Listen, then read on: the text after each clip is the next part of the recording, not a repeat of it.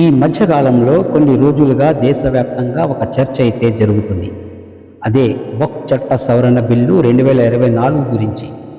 ప్రస్తుతం అవసరం లేకపోయినా కేంద్ర ప్రభుత్వం ఆదరాబాదరాగా వక్ఫ్ చట్టాన్ని ప్రక్షాళన చేయాలనే నేపంతో సుమారు 40 సవరణలను ప్రతిపాదించింది.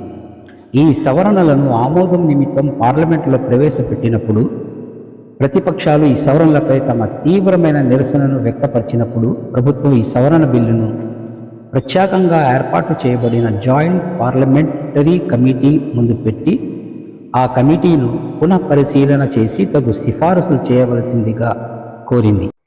అయితే మనం ఈ సవరణల గురించి మాట్లాడుకుందాం.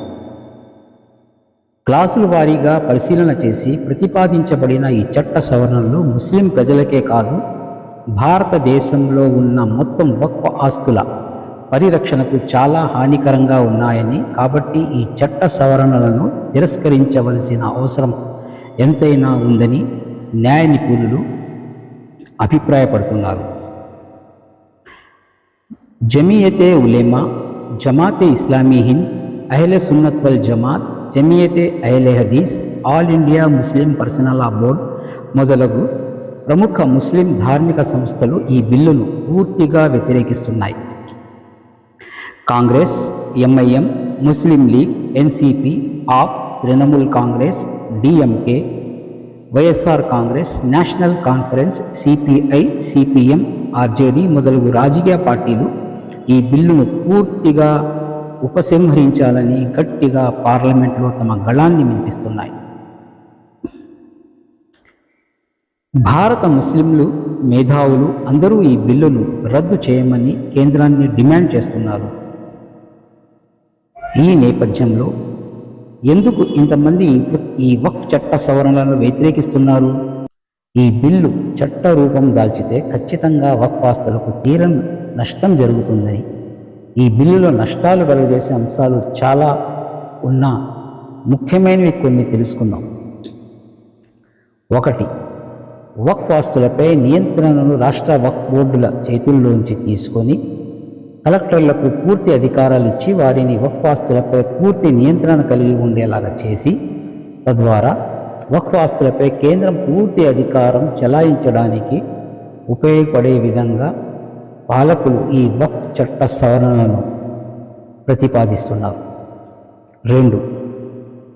వక్ఫ్ చట్ట సవరణలు జరిగితే వక్ఫ్ బోర్డు మరియు వక్ఫ్ సంస్థల యొక్క స్వయం ప్రతిపత్తి నాశనం అవడమే కాకుండా వక్ఫ్ ఆస్తులపై ఆధారపడి నడుస్తున్న పలు మద్రసాలు, విద్యా సంస్థలు, అనేక సంక్షేమ కార్యక్రమాలకు నష్టం వాటిల్లడం తథ్యం.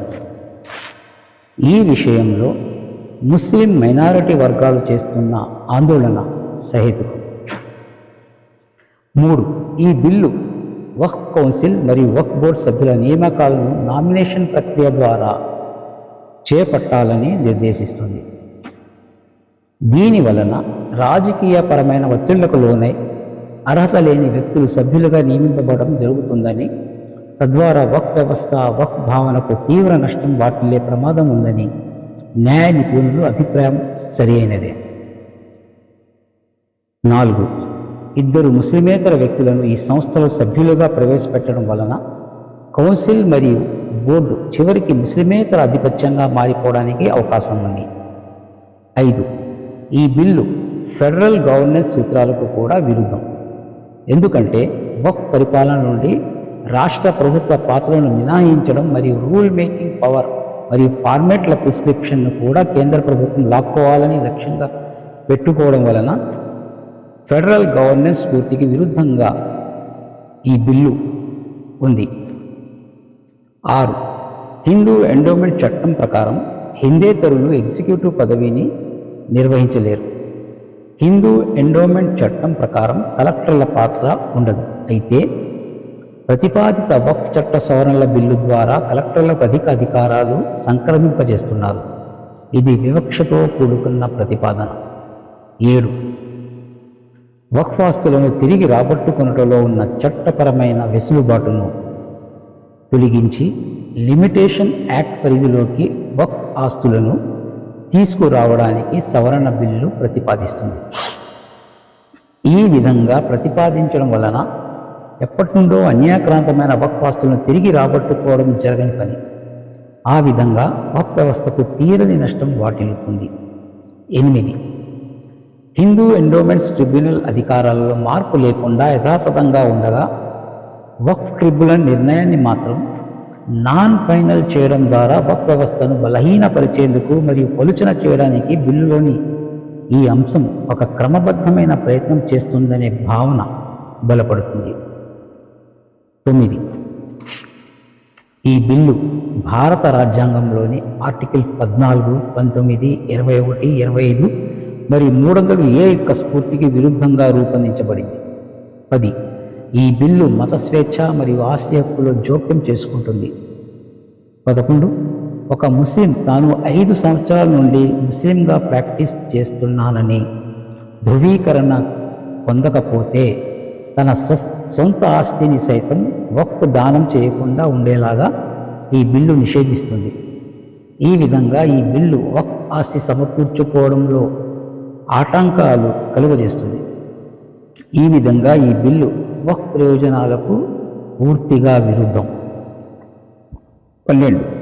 ఏదైనా ఒక ఆస్తి వక్ఫ్ భావనతో ఉపయోగిస్తున్నప్పుడు ఆ ఆస్తి వక్ఫ్ ఆస్తిగా రికార్డుల్లో నమోదు కాకపోయినా ఆ ఆస్తి ఎల్లకాలము వక్ఫ్ ఆస్తిగా చట్టపరంగా పరిగణించబడుతుంది. అయితే ఈ చట్టపరమైన వెసులుబాటును ఈ సవరణ బిల్లు తొలగిస్తుంది.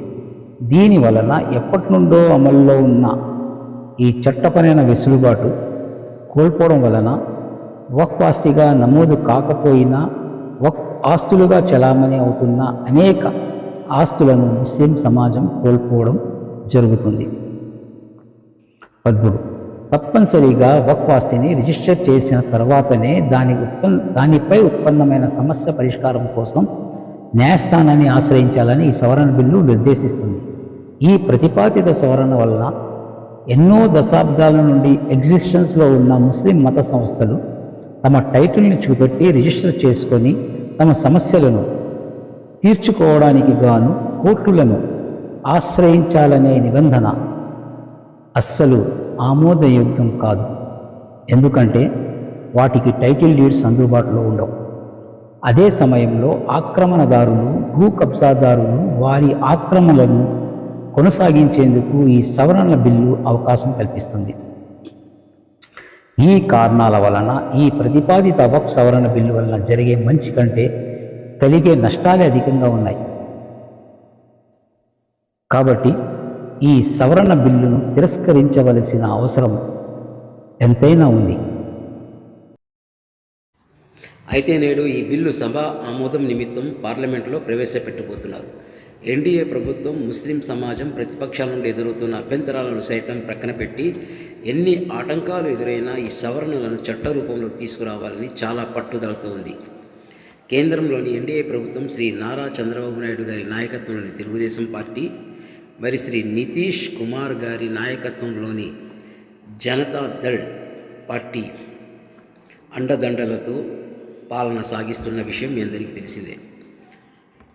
తెలుగుదేశం పార్టీ కానివ్వండి, జనతాదళ్ పార్టీ కానివ్వండి, ఈ రెండు పార్టీలు తమకు తాము ముస్లిం మైనారిటీలకు అండగా ఉంటామని, వారి అభివృద్ధి తమ లక్ష్యమని చెబుతుంటాయి. ఇప్పుడు నిజంగా ఈ రెండు పార్టీలకు ఈ బిల్లు రూపంలో పరీక్ష ఎదురవుతుంది. ఎన్డీఏ ప్రభుత్వంలో భాగస్వాములైన ఈ రెండు పార్టీలు ముస్లిం మైనారిటీస్లకు మేలు చేద్దామని అనుకుంటే ఈ బిల్లు చట్ట రూపం దాల్చకుండా చూడాలి.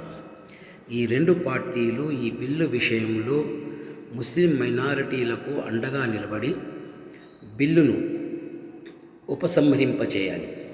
అప్పుడే ముస్లిం మైనారిటీలపై వారికి ఉన్న ప్రేమ, చిత్తశుద్ధి అందరికీ తెలుస్తుంది. అయ్యా, టీడీపీ మరియు జనతాదళ్ పార్టీలు ఈ బిల్లును ఎదుర్కొండి ముస్లిం మైనారిటీలకు మీరు మిత్రులని తెలియజేయండి.